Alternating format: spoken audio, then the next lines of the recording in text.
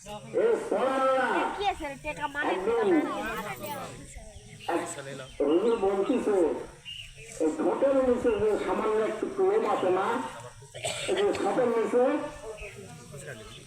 একজন বলতেছে যে এটা দাড়ির অন্তর্ভুক্ত, কাটা যাবে না, হারাম।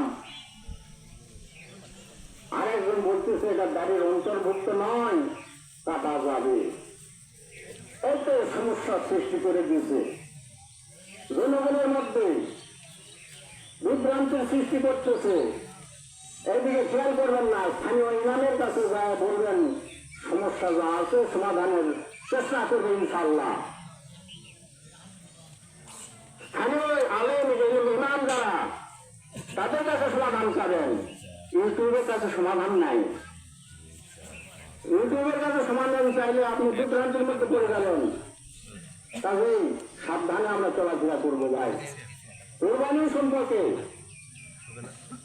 অনেক কথাই জিন্দিগি ভর শুনে আসলাম, কিন্তু লোক তো সামলাতে পারি না। কোরবান শব্দের অর্থ হল উৎসর্গ করা, নিজের যত কিছু লোক অহংকার সবকিছুকে কোরবানি করে আল্লাহর সন্তুষ্টি অর্জন করাই হলো এই কোরবানির লক্ষ্য। আল্লাহ সন্তুষ্টি অর্জনের জন্যই হযরত ইব্রাহিম আলাইহিস সালাম নিজ পুত্র ইসমাঈল আলাইহিস সালামকে কোরবানি করেছিলেন। তো আল্লাহ তাআলার পরীক্ষা তো কঠিন পরীক্ষা, সে পরীক্ষা তো আমাদের উপরে দেননি। আমাদেরকে পশু কোরবানির মাধ্যমে আল্লাহ সন্তুষ্টি অর্জন করতে হবে। 7 জনের কোরবানি, গরু দেন আর উট দেন, এটা 7 জনে বলা হয়েছে। কিন্তু 7 জন ব্যক্তির মন মানসিকতা এক না হওয়ার কারণে, অর্থ সম্পদ এক ধরনের না হওয়ার কারণে এটা আর চলবে না, এটা অচল। এটা অচল।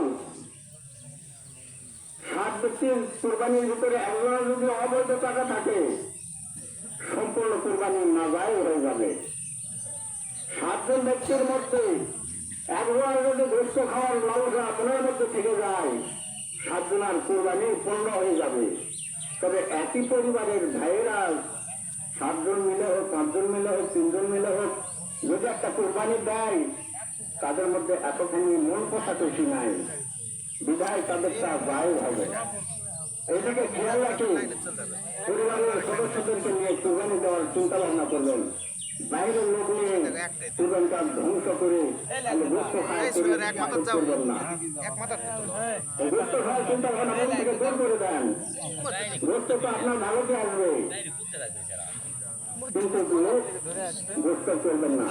আল্লাহ তাআলা কালাম পাকের মধ্যে ঘোষণা করেন, লা ইয়ানালাল্লাহ লুহুমুহা ওয়ালা দিমাউহা ওয়ালাকিন ইয়ানালুহু তাকওয়া মিনকুম। আল্লাহর নিকটে